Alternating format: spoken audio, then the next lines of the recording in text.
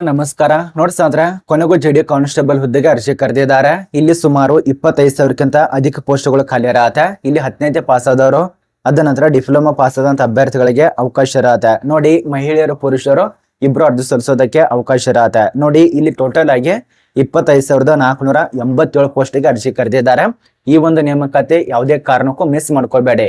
ಇಲ್ಲಿ ಮಹಿಳೆಯರಿಗೂ ಇರತ್ತೆ ಮತ್ತು ಪುರುಷರಿಗೂ ಇರತ್ತೆ, ಇಬ್ಬರಿಗೆ ಅವಕಾಶ ಇರತ್ತೆ. ಮತ್ತು ಕರ್ನಾಟಕ ರಾಜ್ಯದ ಪ್ರತಿಯೊಬ್ಬರು ಅಪ್ಲಿಕೇಶನ್ ಹಾಕಿ ಇದ್ರ ಬಗ್ಗೆನ ತಿಳಿಸ್ಕೊಡ್ತಾನೆ. ಇದು ಕನ್ನಡದಲ್ಲಿ ಪರೀಕ್ಷೆ ಇರತ್ತೆ. ಇದೊಂದು ಖುಷಿಯ ವಿಚಾರ.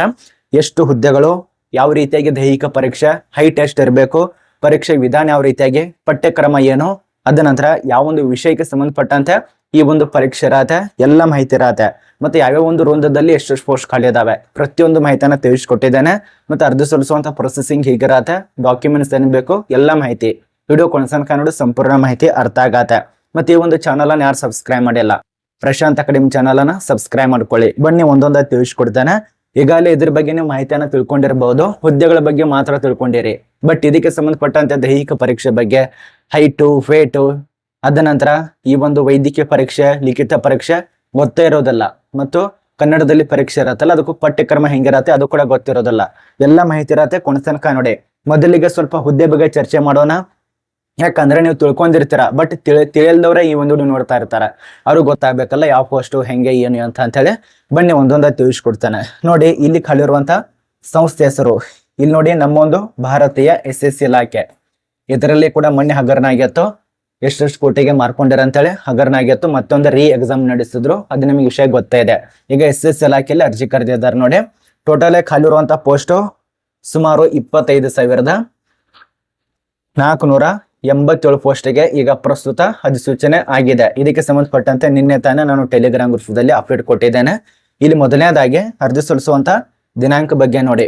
ಅಪ್ಲಿಕೇಶನ್ ಡೇಟ್ ನೋಡಿ, ಅರ್ಜಿ ಸಲ್ಲಿಸೋದಕ್ಕೆ ಓಪನ್ ಮಾಡಿದಂತ ಡೇಟು 1/12/2025 31/12/2025 ತನಕ ಅವಕಾಶ ಕೊಟ್ಟಿದ್ದಾರೆ. ಈ ಒಂದು ದಿನಾಂಕ ಒಳಗಾಗಿ ಅಪ್ಲಿಕೇಶನ್ ಹಾಕಿ. ಕೊನೆಯ ದಿನಾಂಕ ಮುಂಚಿತವಾಗಿ ಅರ್ಜಿ ಸಲ್ಲಿಸಿದ್ರೆ ತುಂಬಾ ಒಳ್ಳೆಯದು, ಸರ್ವರ್ನು ಬಿಜಿ ಇರೋದಲ್ಲ. ಈಗ ನೋಡಿ, ಲಾಸ್ಟ್ ಡೇಟು ಅರ್ಜಿ ಸಲ್ಲಿಸೋದಕ್ಕೆ 31ನೇ ತಾರೀಕು ಡಿಸೆಂಬರ್. ಅದ ನಂತರ ನಿಮ್ಮ ಒಂದು last date time for making online fee payment ಅಂತ ಕೊಟ್ಟಿದ್ದಾರೆ. 1/1/2026 ತನಕ ಅವಕಾಶ ಇರತ್ತೆ ಅಪ್ಲಿಕೇಶನ್ ಫೀಸ್ ಪಾವತಿ ಮಾಡೋದಕ್ಕೆ. ಅದೇ ನೀವೇನಾದ್ರೂ ವಿಂಡೋ ಓಪನ್ ಯಾವಾಗ ಆಗತ್ತಂದ್ರೆ, ಆನ್ಲೈನಲ್ಲಿ ಏನಾದರೂ ಕರಪ್ಷನ್ ಮಾಡೋದಕ್ಕೆ, ಎಡಿಟ್ ಮಾಡೋದಕ್ಕೆ 8/1/2026 10/1/2026 ತನಕ ಅವಕಾಶ ಇರತ್ತೆ. ಅದ ನಂತರ ನಿಮಗೆ ಪರೀಕ್ಷೆ ಕೂಡ ಇರ್ತಾರೆ. ಒಂದು ಬೇಸಿಕ್ ಟೆಸ್ಟ್ ಇರತ್ತೆ, ಅಂದ್ರೆ CBT ಟೆಸ್ಟ್. ಅದು ಫೆಬ್ರವರಿ ಮತ್ತು ಏಪ್ರಿಲ್ದಲ್ಲಿ ನಡೆಸ್ತಾರೆ. ಇದು ನಿಮಗೆ ಒಂದು ಪರೀಕ್ಷೆ ಬಗ್ಗೆ, ಡೇಟ್ ಬಗ್ಗೆ ಮಾಹಿತಿ ಅರ್ಥ ಆಯಿತು. ಮತ್ತೆ ಇಲ್ಲಿ ಖಾಲಿರುವಂತಹ ಪೋಸ್ಟ್ ಬಗ್ಗೆ ಒಂದೊಂದಾಗಿ ತಿಳಿಸ್ಕೊಡ್ತೇನೆ. ನೋಡಿ, ಯಾವ್ದು ಪೋಸ್ಟು ಎಷ್ಟೆಷ್ಟು ಇದಾವ ಅಂತ ಹೇಳಿ ಅದ್ರ ಬಗ್ಗೆ ನೋಟ್ಸ್ ಕೊಟ್ಟಿದ್ದಾರೆ, ಲಿಸ್ಟ್ ಕೊಟ್ಟಿದ್ದಾರೆ ಅವರು. ಮತ್ತೆ ಅರ್ಜಿ ಸಲ್ಲಿಸುವಂತ ವೆಬ್ಸೈಟ್ ಗೊತ್ತೇ ಇದೆ, ssc.gov.in ಗೆ ಭೇಟಿ ನೋಡ್ಕೊಂಡು ಅಪ್ಲಿಕೇಶನ್ ಹಾಕಿ. ಇಲ್ಲಿ ಸೆಪರೇಟ್ ಆಗಿ ಮಹಿಳೆಯರಿಗೂ ಖಾಲಿ ಇರತ್ತೆ ಮತ್ತು ಪುರುಷರಿಗೂ ಖಾಲಿ ಇರತ್ತೆ. ಇಲ್ಲಿ ವಿಭಾಗಗಳು ಕೊಟ್ಟಿದ್ದಾರೆ, ಮೊದಲನೇ ವಿಭಾಗ, ಎರಡನೇ ವಿಭಾಗ, ಈ ರೀತಿಯಾಗಿ. ಇಲ್ಲಿ ನೋಡಿ, BSF ನಲ್ಲಿ ಖಾಲಿ ಇರತ್ತೆ, CSF, CRF, SSB, ITBP, AR ದಲ್ಲಿ ಖಾಲಿ ಇರುವಂತ ಪೋಸ್ಟು. ಅದ್ರ ಬಳಿಕ SSF ದಲ್ಲಿ ಖಾಲಿ ಇರುವಂತ ಪೋಸ್ಟು. ಇಲ್ಲಿ ಟೋಟಲ್ ಖಾಲಿ ಇರುವಂತ ಪೋಸ್ಟ್ ಸಂಖ್ಯೆ ನೋಡಿ, ನಿಮ್ಗೆ ಯಾವುದೇ ರೀತಿಯಾಗಿ ಗೊಳ್ಳಲ್ಲ. ಸುಮಾರು 25,487 ಇಷ್ಟು ಖಾಲಿ ಇರತ್ತೆ. ಇಲ್ಲಿ ಯಾವ್ಯಾವ ಒಂದು ವೃಂದದಲ್ಲಿ ಎಷ್ಟೆಷ್ಟು ಪೋಸ್ಟ್ ಖಾಲಿ ಇದಾವೆ, ಮತ್ತೆ ಯಾರಿಗೆ ಎಷ್ಟೆಷ್ಟು ಪೋಸ್ಟ್ ಖಾಲಿ ಇದಾವೆ ಅದನ್ನ ನೋಡಿ. ತುಂಬಾ ಜನ ಇಲ್ಲಿ ಕನ್ಫ್ಯೂಸ್ ಆಗತ್ತೆ. ಹೆಂಗಂದ್ರೆ ಗೊತ್ತೇ ಇರೋದಿಲ್ಲ, ಯಾವ ಒಂದು ವಿಭಾಗದಲ್ಲಿ ಎಷ್ಟೆಷ್ಟು ಪೋಸ್ಟ್ ಖಾಲಿ ಇದಾವೆ ಗೊತ್ತೇ ಇರೋದಿಲ್ಲ. ಇದರಲ್ಲಿ ಅರ್ಧಕ್ಕರ್ಧ ಫೇಲ್ ಆಗ್ತಾರ. ಯಾಕಂದ್ರೆ ಅಲ್ಲಿ ತುಂಬಾ ಜನ ಅರ್ಜಿ ಸಲ್ಲಿಸ್ತಾರೆ, ಕೆಲವು ಕಡೆ ವೃಂದ ಕಡಿಮೆ ಇರತ್ತೆ, ಅಲ್ಲಿ ಜಾಸ್ತಿ ಜನ ಅರ್ಜಿ ಸಲ್ಲಿಸ್ತಾರೆ. ಅಂದ್ರೆ ಗೊತ್ತೇ ಇರೋದಿಲ್ಲ ಎಲ್ಲಿ ಜಾಸ್ತಿ ಇದಾವೆ, ಎಲ್ಲಿ ಕಡಿಮೆ ಇದೆ ಅಂತ ಹೇಳಿ ಈ ತಪ್ಪನ್ನ ಮಾಡ್ತಾ ಇರ್ತಾರ. ಇಲ್ಲಿ ನೋಡಿ, ಇಲ್ಲಿ ನಿಮಗೆ ಸ್ವಲ್ಪ ಮಾಹಿತಿ ನೋಡಿ. BSF ದಲ್ಲಿ ಎಷ್ಟು ಖಾಲಿ ಇದಾವ ಸ್ವಲ್ಪ ನೋಡ್ಕೊಳ್ಳಿ. BSF ದಲ್ಲಿ ಎಷ್ಟು ಖಾಲಿ ಇದಾವಪ್ಪ ಅಂದ್ರೆ ಸುಮಾರು 616 ಪೋಸ್ಟ್ಗಳು ಖಾಲಿ ಇರತ್ತೆ. ಅದೇ ರೀತಿ CSF ದಲ್ಲಿ ಸುಮಾರು 14,595 ಪೋಸ್ಟ್. ಅತಿ ಹೆಚ್ಚು ಖಾಲಿ ಇರುವಂತ ಪೋಸ್ಟ್ CISF, ಇದರಲ್ಲೇ ಜಾಸ್ತಿ ಪೋಸ್ಟ್ ಖಾಲಿ ಇರತ್ತೆ. ಅದ ನಂತರ CRPF ಅಂತ ಹೇಳಿ, ಈ ಒಂದು CRPF ದಲ್ಲಿ 5,490 ಪೋಸ್ಟು. SSB 1,764 post. ITBP ಅಂತೇಳಿ 1,293 ಪೋಸ್ಟು. AR ಹುದ್ದೆ ಅಂತೇಳಿ 1,706 ಪೋಸ್ಟ್ಗಳು ಖಾಲಿ ಇರತ್ತೆ. ಅದ ನಂತರ SSF 23 ಪೋಸ್ಟ್ಗಳು ಖಾಲಿ ಇರತ್ತೆ. ಟೋಟಲ್ ಆಗಿ 25,487. ಇದು ನಿಮಗೆ ಅರ್ಥ ಆಯ್ತು ಅಂತ ತಿಳ್ಕೊತೀವಿ. ಇಲ್ಲಿ ಮಹಿಳೆಯರಿಗೆ ಇರತ್ತೆ, ಪುರುಷರಿಗೂ ಇರತ್ತೆ, ಇಬ್ಬರಿಗೆ ಅವಕಾಶ ಇರತ್ತೆ. ಇಲ್ಲಿ ಮಹಿಳಾ ಅಭ್ಯರ್ಥಿಗೆ ಎಷ್ಟು ಪೋಸ್ಟು, ಪುರುಷ ಅಭ್ಯರ್ಥಿಗೆ ಅಷ್ಟು ಪೋಸ್ಟ್ ಅಂತೇಳಿ ಡಿವೈಡ್ ಮಾಡಿ ನಿಮಗೆ ಕೊಟ್ಟಿದ್ದಾರೆ. ಇಲ್ಲಿ SC ದವ್ರಿಗೆ ಅವಕಾಶ, ST OBC EWS ಇವರ ಅಭ್ಯರ್ಥಿಗಳಿಗೆ ಅವಕಾಶ ಇರತ್ತೆ. ಮತ್ತೆ ನೀವೇನಾದ್ರೂ ಮಾಜಿ ಸೈನಿಕ ಅಂಗವಿಕಲಿದ್ರು ಕೂಡ ಅಪ್ಲಿಕೇಶನ್ ಹಾಕಬಹುದು. ಇದು ನಿಮಗೆ ಪೋಸ್ಟ್ ಬಗ್ಗೆ ಡೀಟೇಲ್ಸ್ ಆಗಿ ಮಾಹಿತಿ ಅರ್ಥ ಆಯ್ತು. ಇದೆಲ್ಲ ಕೂಡ GD ಕಾನ್ಸ್ಟೇಬಲ್ ಇಲ್ಲಿ ಕೊಟ್ಟಿದ್ದಾರೆ ನೋಡಿ. ನಿಮಗೆ ಮೇಲ್ಗಡೆ ನೋಡಿರ್ಬೋದು ಹೆಡ್ಲೈನ್ ನಲ್ಲಿ ಯಾವ್ದು ಪೋಸ್ಟ್ ಇದೆ ಅಂತೇಳಿ. ಇಲ್ಲಿ ಕಾನ್ಸ್ಟೇಬಲ್ GD ಅಂತ ಹೇಳಿ ಕೊಟ್ಟಿದ್ದಾರೆ ನೋಡಿ. Central armed police forces SSF and rifle man GD Assam rifle man examination 2025 ಇರತ್ತೆ. GD ಕಾನ್ಸ್ಟೇಬಲ್ ಇಲ್ಲಿ ನೀವು ಅಪ್ಲಿಕೇಶನ್ ಹಾಕಿ ಹುದ್ದೆಗಳನ್ನ ಪಡ್ಕೊಳ್ಳಿ. ಇದು ನಿಮಗೆ ಪೋಸ್ಟ್ ಬಗ್ಗೆ ಮಾಹಿತಿ ಗೊತ್ತಾಯ್ತು. ಇನ್ನು ವಯೋಮಿತಿ ಬಗ್ಗೆ 2026ಕ್ಕೆ ಅನುಗುಣವಾಗಿ ವಯೋಮಿತಿ ಎಷ್ಟಾಗಿರ್ಬೇಕು? 18 ವರ್ಷ ಅಂತೂ ಕಡ್ಡಾಯವಾಗಿ ಇರಲೇಬೇಕಾಗತ್ತೆ. 18 ವರ್ಷದಿಂದ 23 ವರ್ಷ 23 ವರ್ಷ ಕೊಟ್ಟಿದ್ದಾರೆ. ಇದು 1/1/2026 ಅಂತ ಲೆಕ್ಕಾಚಾರ ಮಾಡ್ಕೊಳ್ಳಿ. ಡೇಟ್ ಕೂಡ ಮೆನ್ಷನ್ ಮಾಡಿದ್ದಾರೆ ನೋಡಿ. 14/7/1998ರಿಂದ ಅದ್ರ ಬಳಿಕ 2/1/2003 ಒಳಗಾಗಿ ಯಾರ್ಯಾರು ಇದ್ದೀರಲ್ಲ ಅವ್ರ ಅಪ್ಲಿಕೇಶನ್ ಹಾಕ್ಬೇಕಂತೇಳಿ ಮಾಹಿತಿ ಕೊಟ್ಟಿದ್ದಾರೆ. ಅಥವಾ ಬಿಫೋರ್ 2/1/2003 ಬಿಫೋರ್ ಕೊಟ್ಟಿದ್ದಾರೆ. ಅದಕ್ಕಿಂತ ಒಳಗಡೆ ಯಾರ್ಯಾರು ಇದ್ದಾರಲ್ಲ ಅವ್ರ ಅರ್ಜಿ ಸಲ್ಲಿಸಿ. ಲೆಟರ್ ದೆನ್ 1/1/2008 ಒಳಗಾಗಿ ಇದರಲ್ಲ ಅವರು ಕೂಡ ಲೆಕ್ಕಾಚಾರ ಮಾಡ್ಕೊಂಡು ಅಪ್ಲಿಕೇಶನ್ ಹಾಕಿ. ಇನ್ನು ವಯೋಮಿತಿ ನೋಡಿ ಎಷ್ಟೆಷ್ಟು ಸಡಿಲಿಕ್ಕೆ ಹೆಂಗಿರತ್ತೆ ಅಂತೇಳಿ ಇದು ನಿಮ್ಗೆ ಗೊತ್ತೇ ಇರತ್ತೆ. ಎಕ್ಸ್ ಸರ್ವಿಸ್ ಮೆನ್ ಹೆಂಗಿರತ್ತೆ, OBC ST ದವ್ರಿಗೆ ಅದನ್ನ ಸ್ವಲ್ಪ ನೋಡ್ಕೊಳ್ಳಿ. ಇದು ಯಾವುದೇ ರೀತಿಯಾಗಿ ಗೊಳ್ಳಲ್ಲ, ಆಫೀಸಲ್ಲರು ಅಂತ ನೋಟಿಸ್ ಆಗಿರತ್ತೆ. ಅದ್ರ ಪ್ರಕಾರ ತಿಳಿಸ್ಕೊಡ್ತಾ ಇರೋದು. ಇನ್ನು ನಿಮಗೆ ದೈಹಿಕ ಪರೀಕ್ಷೆ ಬಗ್ಗೆ, ವೈದ್ಯಕೀಯ ಪರೀಕ್ಷೆ ಬಗ್ಗೆ ಸ್ವಲ್ಪ ಚರ್ಚೆ ಮಾಡ್ಬೇಕಾಗತ್ತೆ. ಕರ್ನಾಟಕ ರಾಜ್ಯದಲ್ಲಿ ಯಾರು ಕೂಡ ಟೆನ್ಷನ್ ತಗೋಬೇಡ. ಕರ್ನಾಟಕ ರಾಜ್ಯದಲ್ಲಿ ನೀವು ಬೀದಿಗೆಳೆದು ಅವರು ಮುಖಕ್ಕೆ ಚಪ್ಪಲಿ ಹೊಡೆದ್ರು ಕೂಡ ಅವರು ಇದು ರಿಲೀಸ್ ಮಾಡಲ್ಲ ನೋಟಿಫಿಕೇಶನ್. ಹಂಗೆ ಆಗ್ತಾ ಇದೆ ಪ್ರಸ್ತುತದಲ್ಲಿ. ನೀವೇ ನೋಡ್ತಾ ಇದ್ದೀರಾ. ಈಗ ದಯವಿಟ್ಟು ಸೆಂಟ್ರಲ್ ಗೌರ್ಮೆಂಟ್ ಕಡೆ ಸ್ವಲ್ಪ ಗಮನ ಕೊಡಿ. ಸೆಂಟ್ರಲ್ ಗೌರ್ಮೆಂಟ್ದಲ್ಲಿ ಅರ್ಜಿ ಕರೀತಾನೆ ಇರ್ತಾರೆ. ನೀವು ಅರ್ಜಿ ಸಲ್ಲಿಸಿ ಹುದ್ದೆಗಳನ್ನ ಪಡ್ಕೊಳ್ಳಿ. ಯಾಕೆ ಈ ಮಾತನ್ನು ಹೇಳ್ತಿದ್ದೇನೆ ಅಂದ್ರೆ, ಸ್ಟೇಟ್ ಗೌರ್ಮೆಂಟ್ ಕಡೆ ಸ್ವಲ್ಪ ನೇಮಕಾತಿ ಆಗೋದು ಡೌಟು. ಅವ್ರು ಬರೇ ರಾಜಕಾರಣಿಗಳು ಅವರೊಂದು ಮನೆ ತುಂಬಿಸ್ಕೊಳ್ಳೋಸ್ಕರನೇ ಬಿಜಿ ಆಗಿಬಿಟ್ಟಿದ್ದಾರೆ. ಇನ್ನು ನಿಮ್ಮ ಎಲ್ಲಿ ಬಿಜಿ ಆಗ್ಬೇಕು ಹೇಳಿ? ನಿಮಗೆ ಯಾವಾಗ ನೋಟಿಸ್ ರಿಲೀಸ್ ಮಾಡ್ತಾರೆ? ಆದ ಕಾರಣ ಸ್ವಲ್ಪ ನೋಡ್ಕೊಂಡು ಅಪ್ಲಿಕೇಶನ್ ಹಾಕಿ. ಇನ್ನು ಅಪ್ಲಿಕೇಶನ್ ಫೀಸ್ ಬಗ್ಗೆ, ಈ ಒಂದು ಎಕ್ಸಾಮಿನೇಷನ್ ಎಲ್ಲೆಲ್ಲಿರತ್ತೆ ಅದ್ರ ಬಗ್ಗೆ ಸ್ವಲ್ಪ ನೋಡಿ. ಕರ್ನಾಟಕ ರಾಜ್ಯ ನೋಡ್ಬೇಕಾಗತ್ತೆ. ಇಲ್ಲಿ ಕರ್ನಾಟಕ ರಾಜ್ಯ ಅಂತೇಳಿ ಎಲ್ಲಿ ನಡೆಸ್ತಾರೆ ಎಕ್ಸಾಮಿನೇಷನು, ಸೆಂಟರ್ ಕೋಡ್ ಕೊಟ್ಟಿದ್ದಾರೆ ಅವರು. ಇದ್ರಲ್ಲಿ ನಮ್ ಕರ್ನಾಟಕ ನೋಡ್ಬೇಕಾಗತ್ತೆ. ಇಲ್ಲಿದೆ ನೋಡಿ, ಕರ್ನಾಟಕ ರಾಜ್ಯದಲ್ಲಿ ಕನ್ನಡನೇ ಪರೀಕ್ಷೆ ಇರತ್ತೆ. ಯಾರು ಕೂಡ ಟೆನ್ಷನ್ ತಗೋಬೇಡಿ. ಸುಮಾರು 2-3 ವರ್ಷ ಆಯ್ತು ಕನ್ನಡದಲ್ಲೇ ಪರೀಕ್ಷೆ ನಡೆಸ್ತಿದ್ದಾರೆ. ಇಲ್ಲಿ ಬೆಂಗಳೂರಿನಲ್ಲಿ ಸೆಂಟರ್ ಇರತ್ತೆ. ಬೆಳಗಾವಿ, ಹುಬ್ಬಳ್ಳಿ, ಧಾರವಾಡ, ಕಲಬುರಗಿ, ಗುಲ್ಬರ್ಗ, ಮಂಗಳೂರು, ಮೈಸೂರು, ಶಿವಮೊಗ್ಗ, ಉಡುಪಿ ಇಷ್ಟು ಒಂದು ಜಿಲ್ಲೆಗಳಲ್ಲಿ ನಿಮಗೆ ಪರೀಕ್ಷೆಗಳನ್ನು ನಡೆಸ್ತಾರೆ. ಅಂದ್ರೆ ಪರೀಕ್ಷಾ ಕೇಂದ್ರ ಇರತ್ತೆ. ಇದನ್ನ ಅರ್ಥ ಮಾಡ್ಕೊಳ್ಳಿ. ಅದ ನಂತರ ಇನ್ನು ಇದಕ್ಕೆ ಪರೀಕ್ಷೆ ಬಗ್ಗೆ ಸ್ವಲ್ಪ ಚರ್ಚೆ ಮಾಡೋಣ. ನೋಡಿ, ಈ ಒಂದು ಸ್ಕೀಮ್ ಎಕ್ಸಾಮಿನೇಷನ್ ನೋಡಿ ಹೆಂಗಿರತ್ತೆ. ಸಬ್ಜೆಕ್ಟ್ ಪಾರ್ಟ್ A ಅಂತೇಳಿ ಇರತ್ತೆ, ಪಾರ್ಟ್ B, ಪಾರ್ಟ್ C ಈ ರೀತಿಯಾಗಿರತ್ತೆ. ಇದರಲ್ಲಿ ಕ್ವಶನ್ ನೋಡಿ ಜನರಲ್ ನಾಲೆಜು ಅದಕ್ಕೆ ಸಂಬಂಧಪಟ್ಟಂತೆನೆ ಇರತ್ತೆ. ಎಷ್ಟು ಅಂಕಗಳು ಕೊಟ್ಟಿದ್ದಾರೆ ಅದ್ರ ಬಗ್ಗೆ ಸ್ವಲ್ಪ ನೋಡಿ. 60 ನಿಮಿಷ ಮಾತ್ರ ಟೈಮ್ ಇರತ್ತೆ. 100 ಅಂಕ ಇರತ್ತೆ. ಇದ್ರ ಬಗ್ಗೆ ಸ್ವಲ್ಪ ನೋಡ್ಕೊಳ್ಳಿ.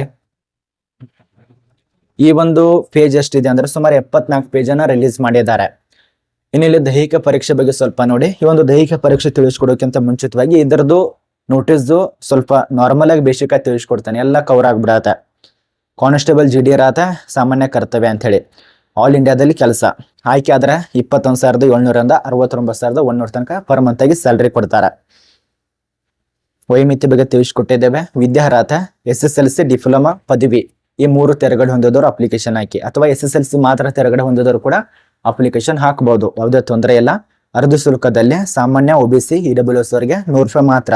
ಇನ್ನು ಉಳಿದಂತ ಎಲ್ಲರಿಗೂ ಮಾಜಿ ಸೈನಿಕರಾಗಬಹುದು, SC ST ವರ್ಗದವ್ರಿಗೂ ಆಗ್ಬಹುದು, 100 ರೂಪಾಯಿ ಕೂಡ ನಿಮ್ಗೆ ಇರೋದಿಲ್ಲ. ಆಯ್ಕೆ ಪ್ರಕ್ರಿಯೆಯಲ್ಲಿ ದೈಹಿಕ ಪ್ರಾಮಾಣಿಕ ಪರೀಕ್ಷೆ ಇರತ್ತೆ. ಅಂದ್ರೆ ಇದೆಯಲ್ಲ ಇದನ್ನ ನಡೆಸ್ತಾರೆ. ದೈಹಿಕ ಪತ್ರಿಕೆ 1 ಮೇಲ್ಗಡೆ ತಿಳಿಸ್ಕೊಟ್ಟೇನಲ್ಲ ಅದನ್ನ ನಡೆಸ್ತಾರೆ. ಪತ್ರಿಕೆ 2 ಇರತ್ತೆ, ಅದ ನಂತರ ತಿಳಿಸ್ಕೊಡ್ತೇನೆ. ವೈದ್ಯಕೀಯ ಪರೀಕ್ಷೆ ಅದು ಕೂಡ ನಂತರ ತಿಳಿಸ್ಕೊಡ್ತೇನೆ. ಈ ರೀತಿ ನಮ್ಗೆ ಆಯ್ಕೆ ಮಾಡ್ತಾರೆ. ಅದ ನಂತರ ಪ್ರಮುಖ ದಿನಾಂಕ ಬಗ್ಗೆ ಈಗಲೇ ತಿಳಿಸ್ಕೊಟ್ಟಿದ್ದೇವೆ. ಇದು ಇಷ್ಟ ಆಗಿರತ್ತೆ ಹುದ್ದೆಗಳ ಬಗ್ಗೆ ಮಾಹಿತಿ. ಏನಾದ್ರೂ ಡೌಟ್ ಇತ್ತಪ್ಪ ಅಂದ್ರೆ ಕಮೆಂಟ್ ಮಾಡಿ. ಬನ್ನಿ ಈ ಒಂದು ದೈಹಿಕ ಪರೀಕ್ಷೆ ಬಗ್ಗೆ ಸ್ವಲ್ಪ ಮಾಪನದ ಬಗ್ಗೆ ಮಾಹಿತಿ ನೋಡಿ. ಇಲ್ಲಿ ಮೊದಲನೇದಾಗಿ ಫಿಸಿಕಲ್ ಟೆಸ್ಟ್. ಈ ಒಂದು ಫಿಸಿಕಲ್ ಟೆಸ್ಟ್ ಅನ್ನ ಪಾಸ್ ಆಗ್ಬೇಕಾಗತ್ತೆ. 5 ಕಿಲೋಮೀಟರ್ 24 ಮಿನಿಟದಲ್ಲಿ ಓಡಿ ಮುಗಿಸ್ಬೇಕು. ಇದು ಪುರುಷ ಅಭ್ಯರ್ಥಿಗೆ ಅನುವಾಗತ್ತೆ. ಇನ್ನು ರೇಸು ಪಾಯಿಂಟ್ ನಂಬರ್ 2 1:1 1.6 ಕಿಲೋಮೀಟರ್ 7 ನಿಮಿಷದಲ್ಲಿ ಓಡಿ ಮುಗಿಸ್ಬೇಕಾಗತ್ತೆ. ಇದು ಪುರುಷರಿಗೆ. ಅದೇ ಮಹಿಳಾ ಅಭ್ಯರ್ಥಿಗೆ 1.6 ಕಿಲೋಮೀಟರ್ 8.5 ನಿಮಿಷ 8 ನಿಮಿಷ 30 ಸೆಕೆಂಡ್ದಲ್ಲಿ ಓಡಿ ಮುಗಿಸ್ಬೇಕಾಗತ್ತೆ. ಅದ ನಂತರ ಎರಡನೇ ವಿಭಾಗ 800 ಮೀಟರ್ ಇರತ್ತೆ, 5 ನಿಮಿಷದಲ್ಲಿ ಓಡಿ ಮುಗಿಸ್ಬೇಕು. ಅದರಲ್ಲಿ ರೀಮಾರ್ಕ್ಸ್ ಅಂತ ಇರತ್ತೆ, ಇಷ್ಟಿಷ್ಟ ಅಂತ ಹೇಳಿ ಅವ್ರು ಕೊಡ್ತಾರೆ, ಅದನ್ನ ಸ್ವಲ್ಪ ನೋಡ್ಕೊಳ್ಳಿ. ಅದ ನಂತರ ಇಲ್ಲಿ ಸಡಿಲಿಕೆ ಕೂಡ ಇರತ್ತೆ. ಇನ್ನ ಎಷ್ಟು ಹೈಟ್ ಇರಬೇಕು, ನಿಯಮಗಳಿಗೆ ಸಂಬಂಧಪಟ್ಟಂತೆ ಹೈಟ್ ನೋಡಿ. ಫಿಸಿಕಲ್ ನಿಮ್ಮೊಂದು ಅಳತೆ ಪ್ರಮಾಣ ಪತ್ರ ಇರತ್ತೆ, ಆ ಒಂದು ಅಳತೆ ಪ್ರಮಾಣ ಪತ್ರದಲ್ಲಿ ಇದೆಲ್ಲ ನೋಡಿ. ಹೈಟು ಪುರುಷ ಅಭ್ಯರ್ಥಿಗೆ 170 ಸೆಂಟಿಮೀಟರ್ ಇರಬೇಕಾಗತ್ತೆ, ಇದು ಕಡ್ಡಾಯವಾಗಿ ಅನ್ವಯವಾಗತ್ತೆ. ಅದೇ ನೀವೇನಾದ್ರೂ ಮಹಿಳಾ ಅಭ್ಯರ್ಥಿ ಇತ್ತಂದ್ರೆ 157 ಸೆಂಟಿಮೀಟರ್ ಹೈಟ್ ಇರಬೇಕಾಗತ್ತೆ, ಇದು ಕಡ್ಡಾಯವಾಗಿ ಅನ್ವಯವಾಗತ್ತೆ. ಇನ್ನು ನಿಮಗೆ ಬೇರೆ ಬೇರೆ ಅಂದ್ರೆ ಬುಡಕಟ್ಟು ಜನಾಂಗದವರು, ಬೇರೆ ರಾಜ್ಯ ಜಮ್ಮು ಕಾಶ್ಮೀರ, ಹಿಮಾಚಲ್ ಪ್ರದೇಶ ಅವರಿಗೆ ಸಡಿಲಿಕ್ಕೆ ಇರತ್ತೆ. ಆಲ್ ಇಂಡಿಯಾದವರಿಗೆ ನಮ್ಮೊಂದು ಕರ್ನಾಟಕದವರಿಗೆ ಸೇಮ್, ಬಟ್ ಸಡಿಲಿಕ್ಕೆ ಇರತ್ತೆ ಬೇರೆದವ್ರಿಗೆ. ಎಸ್ಸಿದವರಿಗೆ ಎಸ್ಟಿದವರಿಗೆ ಸಡಿಲಿಕ್ಕೆ ಇರೋದ್ರಿಂದ 62, 162, 52 ಈ ರೀತಿಯಾಗಿ ಅವರಿಗೆ ಎತ್ತರದಲ್ಲಿ ಕೂಡ ಸಡಿಲಿಕ್ಕೆ ಅನುವಾಗತ್ತೆ. ಇದು ನಿಮಗೆ ಅರ್ಥ ಆಯ್ತು ಅಂತ ತಿಳ್ಕೊತೇನೆ. ಇನ್ನು ಪುರುಷರಿಗೆ ಎದೆ ಸುತ್ತಳತೆ ಅನುವಾಗತ್ತೆ, ಮಹಿಳೆಯರಿಗೆ ತೂಕ ಅನುಭವಾಗತ್ತೆ, ಪುರುಷರಿಗೆ ಎದೆ ಸುತ್ತಳತೆ. ಇಲ್ಲಿ ನೋಡಿ ಮೇಲ್ ಕ್ಯಾಂಡಿಡೇಟ್ಗಳಿಗೆ ಇದು ಅನುವಾಗತ್ತೆ. ವಿಸ್ತರಿಸಿದಾಗ ನಿಮಗೆ ಸಾಮಾನ್ಯವಾಗಿ 80 ಸೆಂಟಿಮೀಟರ್ ಎದೆ ಸುತ್ತಳತೆ ಇರಬೇಕಾಗತ್ತೆ. ಎಷ್ಟು ಹೇಳಿ, 80 ಸೆಂಟಿಮೀಟರ್ ಈ ಒಂದು ಎದೆ ಸುತ್ತಳತೆ ಸಾಮಾನ್ಯವಾಗಿರಬೇಕು. ಪ್ಲಸ್ 5 ಸೆಂಟಿಮೀಟರ್ ನಿಮಗೆ ವಿಸ್ತರಿಸಿದಾಗ ಆಗಬೇಕು. ಟೋಟಲ್ ಆಗಿ ನಿಮಗೆ ಎಷ್ಟಿರಬೇಕು, 85ರಿಂದ 86 ಸೆಂಟಿಮೀಟರ್ ಎದೆ ಸುತ್ತಳತೆ ಇರಬೇಕಾಗತ್ತೆ. ಇದು ನಮಗೆ ಅರ್ಥ ಆಯ್ತು ಅಂತ ತಿಳ್ಕೊತೇವೆ. 85ರಿಂದ 86 ಸೆಂಟಿಮೀಟರ್ ಎದೆ ಸುತ್ತಳತೆ ಇರಬೇಕು.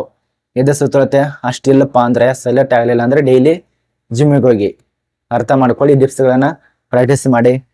ಅದ ನಂತರ ನಿಮ್ಮ ಒಂದು ವ್ಯಾಯಾಮಗಳನ್ನು ಸ್ಟಾರ್ಟ್ ಮಾಡಿ, ಮತ್ತು ರನ್ನಿಂಗ್ ಕೂಡ ಪ್ರಾಕ್ಟೀಸ್ ಮಾಡಿ. ಮತ್ತೆ ಬೇರೆದವರಿಗೆ ಎದೆ ಸುತ್ತಳತೆಯಲ್ಲಿ ಕೂಡ ಸಡಿಲಿಕ್ಕೆ ಇರತ್ತೆ, ಆಗಲೇ ತಿಳಿಸ್ಕೊಟ್ಟನಲ್ಲ ಆ ರೀತಿಯಾಗಿ. ಇನ್ನು ವೇಟ್ ಎಷ್ಟಿರಬೇಕು, ಅವರು ಮಾನದಂಡಗಳ ಪ್ರಕಾರ ವೇಟು ಇಲ್ಲಿ ನಿಯಮಗಳಿಗೆ ಸಂಬಂಧಪಟ್ಟಂತೆ ಇರತ್ತೆ. ಇದು ಮಹಿಳೆಯರಿಗೆ ಅನುವಾಗತ್ತೆ ವೇಟು. ಅದ್ರ ಬಳಿಕ ನಿಮ್ಮೊಂದು ಮೆಡಿಕಲ್ ಟೆಸ್ಟ್, ಮೆಡಿಕಲ್ದಲ್ಲಿ ಏನೆಲ್ಲ ಇರತ್ತೆ ಸ್ವಲ್ಪ ನೋಡ್ಕೊಳ್ಳಿ. ಡಾಕ್ಯುಮೆಂಟ್ಸ್ ಪರಿಶೀಲನೆ ನಡೆಸ್ತಾರೆ ಮೆಡಿಕಲ್ ಆದ ತಕ್ಷಣ. ಇಲ್ಲಿ ನೋಡಿ ಏನೇನ್ ಡಾಕ್ಯುಮೆಂಟ್ಸ್ ಬೇಕು ಅದೆಲ್ಲ ಕೊಟ್ಟಿದ್ದಾರೆ. ಡಾಕ್ಯುಮೆಂಟ್ಸ್ ವೆರಿಫಿಕೇಶನ್ದಲ್ಲಿ ಇದೆಲ್ಲ ಚೆಕ್ ಮಾಡ್ತಾರ ಅಂತ ಹೇಳಿದ್ದಾರೆ. ನಿಮ್ಮೊಂದು ಸರ್ಟಿಫಿಕೇಟ್ಗಳು SSLC ಅಂದ್ರೆ ಡಿಪ್ಲೊಮಾ, ಪದವಿ ಎಲ್ಲ ಸರ್ಟಿಫಿಕೇಟ್ ಬೇಕು. ಡೊಮೆಸ್ಟಲ್ ಸರ್ಟಿಫಿಕೇಟ್ ಬೇಕಾಗತ್ತೆ. ಪರ್ಮನೆಂಟ್ ರೆಸಿಡೆಂಟ್ ಸರ್ಟಿಫಿಕೇಟ್ ಬೇಕು, ಅಂದ್ರೆ PRC ಅಂತೇಳಿ ಇದು ಬೇಕಾಗತ್ತೆ. ಇನ್ನು ವ್ಯಾಲಿಡ್ NCC ಸರ್ಟಿಫಿಕೇಟ್ ಬೇಕಾಗತ್ತೆ. ಅವ್ರು ಕೊಟ್ಟಿರುವಂತ ಮಾಹಿತಿ valid NCC certificate, certificate for servicing defence personnel the format, ಅಂದ್ರೆ ಏನಾದ್ರು ತೊಂದರೆ ಇತ್ತಂದ್ರೆ ಅದರದ್ದು ಸರ್ಟಿಫಿಕೇಟ್ ಕೂಡ ಬೇಕಾಗತ್ತೆ. ಅದ್ರ ಬಳಿಕ ನಿಮ್ಮೊಂದು ಸರ್ವಿಸ್ ಅಂದ್ರೆ ಸರ್ವಿಸ್ ಮ್ಯಾನ್ದವರಿಗೆ ಪ್ರಮಾಣ ಪತ್ರಗಳು, ಆಧಾರ್ ಕಾರ್ಡ್ ಆಗ್ಬೋದು. ಅದ ನಂತರ ನಿಮ್ಗೆ ಎಲ್ಲಿ ಸರ್ವಿಸ್ ಆಗಿದೆ ಅದ, ಮತ್ತು ಅನುಭವ ಪ್ರಮಾಣ ಪತ್ರ ಎಷ್ಟಾಗಿದೆ, ಪೇಮೆಂಟು ಪ್ರೂಫ್ ಎಲ್ಲ ಬೇಕಾಗತ್ತೆ. ಕಾಸ್ಟ್ ಸರ್ಟಿಫಿಕೇಟು, ಅದು ಕಾಸ್ಟ್ ಸರ್ಟಿಫಿಕೇಟು. ಅದ ನಂತರ ನಿಮ್ಮೊಂದು ಹೈಟ್ ವೇಟ್ ಇರುವಂತ ಪ್ರಮಾಣ ಪತ್ರಗಳು, ಅದರ ನೋಟಿಸ್ ಎಲ್ಲ ಬೇಕಾಗತ್ತೆ. ಸರ್ಟಿಫಿಕೇಟ್ ಫ್ರಮ್ ಡಿಸ್ಟ್ರಿಕ್ಟ್ ಕಲೆಕ್ಟರ್, ನಿಮ್ಮ ಮೆಡಿಕಲ್ ಸರ್ಟಿಫಿಕೇಟ್ ಕೂಡ ಬೇಕಾಗತ್ತೆ. ಎಲ್ಲ ಡಾಕ್ಯುಮೆಂಟ್ಸ್ ಪರಿಶೀಲನೆ ಮಾಡೋ ಸಮಯದಲ್ಲಿ ಎಲ್ಲ ಡಾಕ್ಯುಮೆಂಟ್ಸ್ ಬೇಕಾಗತ್ತೆ. ಈಗ ಹತ್ತೋದೆಲ್ಲ ಡಾಕ್ಯುಮೆಂಟ್ಸ್ ಅರ್ಜಿ ಸಲ್ಲಿಸ್ತಾರಲ್ಲ ಅವಾಗ ಏನ್ ಹತ್ತೋದಿಲ್ಲ. ಹಳೇದೇನಾದ್ರೂ ರಿಜಿಸ್ಟರ್ ಫಾರ್ಮ್ ಇತ್ತಂದ್ರೆ ನಿಮ್ಮದು ಮುಗಿತ್ತು, ರಿಜಿಸ್ಟ್ರಿ ಮಾಡಕ್ ಆಗ್ತಲ್ಲ. ನೀವು ಲಾಗಿನ್ ಡೈರೆಕ್ಟ್ ಆಗತ್ತೆ, ಮುಗೀತು, ಅಲ್ಲಿ ಅಪ್ಲಿಕೇಶನ್ ಹಾಕ್ತಾರ, ಮುಗೀತು ಅಷ್ಟೇ. ಈಗ ಯಾರ್ಯಾರು ಅರ್ಜಿ ಸಲ್ಲಿಸಿದ್ರಲ್ಲ ಹಿಂದ್ಗಡೆ ಅವ್ರದೆಲ್ಲ ಈಗಾಗಲೇ ಆಲ್ರೆಡಿ ಅದರಲ್ಲಿ ಡೇಟಾ ಇರತ್ತೆ. ಆ ಒಂದು ಡೇಟಾ ತಗೊಳತ್ತೆ. ನಿಮ್ಮ ಒಂದು ಇಮೇಲ್ ID, ಹಳೆಯದಾಗಿ ಏನೇನು ಇಮೇಲ್ ID ಹಾಕಿರ್ತಾರಲ್ಲ ಆ ಒಂದು ಇಮೇಲ್ ID ಆಲ್ರೆಡಿ ಇತ್ತಪ್ಪ ಅಂದ್ರೆ, ಮೊಬೈಲ್ ಸಂಖ್ಯೆ ಇತ್ತಂದ್ರೆ, ಈಗಲೇ ಅರ್ಜಿ ಸಲ್ಲಿಸಿದ್ರ ಅಂದ್ರೆ ಮುಗಿಯಿತು, ಟೆನ್ಷನ್ ತಗೋಬೇಡಿ. ರಿಜಿಸ್ಟರ್ ಮಾಡೋದಕ್ಕೆ ಹತ್ತೋದಿಲ್ಲ. ಮೊಬೈಲ್ ನಂಬರು ಮತ್ತೆ ನಿಮ್ಮ ಒಂದು ಇಮೇಲ್ ID ಅಥವಾ ಆಧಾರ್ ಕಾರ್ಡ್ ನಂಬರ್ ಹೊಡೆದ್ರೆ ಮುಗೀತು, ಡೈರೆಕ್ಟ್ ಆಗಿ ರಿಜಿಸ್ಟರ್ ಇದೆ, ರಿಜಿಸ್ಟರ್ ಸಂಖ್ಯೆ ತೋರಿಸುತ್ತೆ. ಆ ಒಂದು ರಿಜಿಸ್ಟರ್ ಸಂಖ್ಯೆಯನ್ನು ತಗೊಂಡು ಲಾಗಿನ್ ಮಾಡ್ಕೊಂಡು ಅಪ್ಲಿಕೇಶನ್ ಹಾಕ್ಬೋದು. ಇಷ್ಟೇ ಪ್ರೊಸೆಸಿಂಗು. ಮತ್ತು ಅರ್ಜಿ ಸಲ್ಲಿಸೋ ಸಮಯದಲ್ಲಿ ಆಧಾರ್ ಕಾರ್ಡ್ ಬೇಕಾಗತ್ತೆ, ಕಾಸ್ಟ್ ಸರ್ಟಿಫಿಕೇಟು, ಫೋಟೋಗಳು ಕಡ್ಡಾಯವಾಗಿ ಬೇಕಾಗತ್ತೆ. ಅದ ನಂತರ ಇನ್ನೂ 2-3 ಡಾಕ್ಯುಮೆಂಟ್ಸ್ ಅಂದ್ರೆ SSLC ಅಂಕಪಟ್ಟಿ, ಡಿಪ್ಲೊಮಾ ಅಂಕಪಟ್ಟಿ, ಮಾರ್ಕ್ಸ್ ಕಾರ್ಡ್ಗಳು ಇವು ತೆಗೆದುಕೊಂಡು ಅಪ್ಲಿಕೇಶನ್ ಹಾಕಿ. ಮತ್ತು ಅರ್ಜಿ ಸಲ್ಲಿಸುವಂತ ಪ್ರೊಸೆಸಿಂಗು ವೆಬ್ಸೈಟು ಇದೇ ಕೊಟ್ಟಿರ್ತಾರೆ, ನಿಮಗೆ ಗೊತ್ತೇ ಇರತ್ತೆ ನೋಡಿ. ಮತ್ತು ಮೆಡಿಕಲ್ದು ಏನೇನೆಲ್ಲ ಚೆಕ್ ಮಾಡ್ತಾರೆ ಅದ್ರ ಬಗ್ಗೆ ಸ್ವಲ್ಪ ಮಾಹಿತಿನ ತಿಳಿಸ್ಕೊಡ್ತಾನೆ. ಇದರಲ್ಲಿ ಅವೆಲ್ಲ ಪಾಯಿಂಟ್ಗಳು ಕೊಟ್ಟಿದ್ದಾರೆ. ಹಂಗೆ ನಿಮಗೆ ಏನಾದ್ರು ಹೇಳ್ಕೊತಾದ್ರೆ ಮುಗಿತು, 1 ತಾಸು 2 ತಾಸು ಆದ್ರೂ ಕೂಡ ಈ ಒಂದು ನೋಟಿಸ್ ಮುಗಿಯೋದಲ್ಲ. ನಿಮಗೆ ಮೆಡಿಕಲ್ ಏನೇನು ಚೆಕ್ ಮಾಡ್ತಾರೆ, ನಿಮ್ಮ ಕಣ್ಣು ದೃಷ್ಟಿ, ಮೊದಲನೇದಾಗಿ ನಿಮ್ಮ ಕಣ್ಣು ದೃಷ್ಟಿಯನ್ನು ಚೆಕ್ ಮಾಡ್ತಾರೆ. ಅದ ನಂತರ ನಿಮ್ಮ ಒಂದು ಕೈ ಕಾಲುಗಳು ಹೆಂಗಿದೆ, ಒಂಕ ತಿಂಕ ಆಗಿದೆಯಾ, ಅಥವಾ ಏನಾದರೂ ಆಕ್ಸಿಡೆಂಟ್ ಆಗಿದೆಯಾ, ಅಥವಾ ಏನಾದರೂ ತೊಂದರೆ ಆಗಿದೆಯಾ, ಅಥವಾ ಒಬ್ಬೊಬ್ರ ಕೈ ಇದ್ದಿದ್ದು ಈ ರೀತಿ ಸೀದಾ ಆಗೋದಿಲ್ಲ, ಒಂಕ್ ಆಗ್ತಾ ಇರತ್ತೆ, ಒಬ್ಬೊಬ್ರದ್ದು ಹಿಂಗ್ ಮಾಡಕ್ ಹೋದ್ರು ಸಹ ಹಿಂಗ್ ಆಗ್ತಾ ಇರತ್ತೆ. ಆ ರೀತಿಗೆಲ್ಲ ನೋಡ್ತಾರೆ ಅವರು. ಅದೆಲ್ಲ ಕಾಲು ಏನಾಗಿದೆ, ಎಲ್ಲೆಲ್ಲಿ ಕಚ್ಚಾಗಿದೆ, ಮತ್ತು ಪ್ರಮುಖವಾದ ನಿಮ್ ಟ್ಯಾಟೋ. ತುಂಬಾ ಜನ ಟ್ಯಾಟೋ ಹಾಕಿಸ್ಕೊಂಡಿರ್ತಾರ. ಟ್ಯಾಟೋ ಸಲುವಾಗಿನೇ ಕೆಲವು ಜನರನ್ನ ಒಳಗಡೆ ಕೊಡ್ಕೋದಿಲ್ಲ, ಎಲ್ಲ ಪಾಸ್ ಆಗತ್ತೆ. ಬಟ್ ಟ್ಯಾಟೋ ಇದ್ರೆ ಮುಗ್ದ ಹೋಯ್ತು. ಈಗಲೇ ಸ್ವಲ್ಪ ಏನಾದ್ರು ಟ್ಯಾಟೋ ಇತ್ತಂದ್ರೆ ರಿಮೂವ್ ಮಾಡ್ಕೊಳ್ಳಿ. ಅದೇನೋ ಒಂದು 1000-1500 ರೂಪಾಯಿ ಕೊಟ್ರೆ ರಿಮೂವ್ ಆಗತ್ತೆ. ಅಷ್ಟು ಮಾಡ್ಕೊಳ್ಳಿ, ಮುಗಿಯುತ್ತು. ಒಂದು ವಾರದಲ್ಲಿ ಆ ಕಲ್ಲೆಲ್ಲ ಹೋಗತ್ತೆ ಅಷ್ಟೇ. ಇಲ್ಲಾಂದ್ರೆ ಟ್ಯಾಟೋ ಇದ್ರೆ ಮುಗ್ದ ಹೋಯ್ತು, ನಿಮ್ಮನ್ನ ಕರ್ಕೋದಿಲ್ಲ. ದೇಶಕ್ಕಾಗಿ ಏನಾದ್ರೂ ಹಾನಿ ಉಂಟು ಮಾಡುವಂತ ಟ್ಯಾಟೋ ಆಗ್ಬೋದು. ಯಾವುದೇ ಆರ್ಮಿದಲ್ಲಿ ಅಂತೂ ಟ್ಯಾಟೋ ಇದ್ರೆ ನಡೆಯೋದಿಲ್ಲ. ಪೊಲೀಸ್ ಇಲಾಖೆಲೆ ಒಂದು 10-20% ಅಷ್ಟೇ. ಟ್ಯಾಟೋ ಅಂತ ನಡೆಯೋದಿಲ್ಲ, ನಿಯಮಗಳ ಪ್ರಕಾರ ಹೇಳ್ತಾ ಇರೋದು. ಅದ ನಂತರ ನಿಮ್ಮ ಒಂದು ಕಣ್ಣು ದೃಷ್ಟಿ ಚೆಕ್ ಮಾಡ್ತಾರೆ, ಮತ್ತು ನಾಲೆಜ್ ಬಗ್ಗೆ. ಅದ ನಂತರ ನಿಮ್ದು ಗುಪ್ತಾಂಗಗಳು ಕೂಡ ಚೆಕ್ ಮಾಡ್ತಾರೆ. ಇಲ್ಲ ಅಂತಲ್ಲ, ಗುಪ್ತಾಂಗ ಕೂಡ ಚೆಕ್ ಮಾಡೇ ಮಾಡ್ತಾರೆ. ಹೆಂಗೆ ಏನು ಅಂತ ಹೇಳಿ ವಿವರಿಸ್ದಾಗಲ್ಲ. ಇಲ್ಲಿ ನೋಟಿಸ್ ಅಲ್ಲಿ ತಿಳಿಸ್ಕೊಟ್ಟಿದ್ದಾರೆ ಅವರು, ಏನು ಅಂತ ಚೆಕ್ ಮಾಡ್ತಾರೆ. ಚೆಕ್ ಮಾಡ್ಕೊಳ್ಳಿ. ಈ ಒಂದು ನೋಟಿಸ್ ಟೆಲಿಗ್ರಾಮ್ ಗ್ರೂಪ್ಸ್ದಲ್ಲಿ ರಾತ್ರಿ ಈಗಾಗಲೇ ಅಪ್ಲೋಡ್ ಮಾಡಿದ್ದೇವೆ, ಚೆಕ್ ಮಾಡ್ಕೊಳ್ಳಿ. ಏನ್ ಅರ್ಜಿ ಸಲ್ಲಿಸುವಂತ ಪ್ರೊಸೆಸಿಂಗ್ ಬಗ್ಗೆ ಏನ್ ಟೆನ್ಷನ್ ತಗೋಬೇಡಿ. ಮೊದಲೇದೇನ ರಿಜಿಸ್ಟರ್ ಇತ್ತಂದ್ರೆ ರಿಜಿಸ್ಟರ್ ಆಗತ್ತೆ. ಆಧಾರ್ ಕಾರ್ಡ್ ನಂಬರ್ ಹಾಕೊಳ್ಳಿ, ಮೊಬೈಲ್ ಸಂಖ್ಯೆ ಹಾಕೊಳ್ಳಿ, ಮುಗಿಯುತ್ತು. OTP ಮೂಲಕ ರಿಜಿಸ್ಟರ್ ಸಂಖ್ಯೆ ಸಿಗತ್ತೆ. ಲಾಗಿನ್ ಮಾಡ್ಕೊಳ್ಳಿ, ಅರ್ಜಿ ಸಲ್ಲಿಸಿ. ನಿಮ್ಗೆ ಏನಾದ್ರೂ ಅರ್ಜಿ ಸಲ್ಲಿಸಕ್ ಬರ್ಲಿಲ್ಲಪ್ಪ ಅಂದ್ರೆ ಆನ್ಲೈನ್ ಕೇಂದ್ರದಲ್ಲಿ ಹೋಗಿ ಅವ್ರ ಅಪ್ಲಿಕೇಶನ್ ಹಾಕ್ತಾರೆ. ಇದು ನಿಮಗೆ ಅರ್ಥ ಆಗಿದೆ ಅಂತ ಅನ್ಕೋತೀವಿ. ಅಥವಾ ಈ ರೀತಿಯಾಗಿ ನೀವು ಸರ್ ನಮಗೆ ತುಂಬಾ ಒಳ್ಳೇದಾಗತ್ತೆ, ಅರ್ಜಿ ಸಲ್ಲಿಸುವಂತ ಪ್ರೊಸೆಸಿಂಗ್ ಬಗ್ಗೆ ಒಂದು ಸೆಪರೇಟ್ ಆಗಿ ವಿಡಿಯೋ ಮಾಡಿ ತಿಳಿಸ್ಕೊಡಿ ಅಂದ್ರೆ ನಮಗೆ ತಿಳಿಸ್ಕೊಡ್ತೇವೆ. ನಿಮ್ಗೋಸ್ಕರ ಒಂದು ವಿಡಿಯೋ ಮಾಡಿ ತಿಳಿಸ್ಕೊಡ್ತೇನೆ. ಇಷ್ಟು ಮಾಡ್ತಾ ಇದ್ದೇನೆ ಅಂದ್ರೆ ವಿಡಿಯೋ ಮಾಡಿ ತಿಳಿಸ್ಕೊಡೋದಕ್ಕಾಗಲ್ವಾ? ಬರೀ ಒಂದು 5-6 ನಿಮಿಷದಲ್ಲಿ ಆ ಒಂದು ವಿಡಿಯೋ ಮಾಡಿ ತಿಳಿಸ್ಕೊಡ್ತೇವೆ.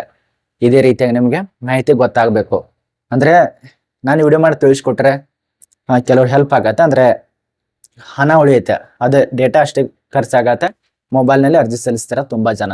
ಇದನ್ನ ನಿಮಗೆ ಅರ್ಥ ಆಗಿದೆ ಅಂತ ಅನ್ಕೋತೀವಿ. ಏನಾದ್ರು ಡೌಟ್ ಇತ್ತಪ್ಪ ಅಂದ್ರೆ ಕಮೆಂಟ್ ಮಾಡಿ. ಅರ್ಜಿ ಸಲ್ಲಿಸುವಂತ ಲಿಂಕು ಡಿಸ್ಕ್ರಿಪ್ಷನ್ ಬಾಕ್ಸ್ನಲ್ಲಿ ಇರತ್ತೆ. ನಮ್ದೇ ವೆಬ್ಸೈಟ್ ಆಗಿರತ್ತೆ, ಯಾರು ಕೂಡ ಟೆನ್ಷನ್ ತಗೋಬೇಡಿ. ಸ್ಪಾಮ್ ಅಲ್ಲ, ನಮ್ದೇ ವೆಬ್ಸೈಟ್ ಆಗಿರತ್ತೆ. ಧಾರಾಳವಾಗಿ ಸರಳವಾಗಿ ಅಪ್ಲಿಕೇಶನ್ ಹಾಕಿ.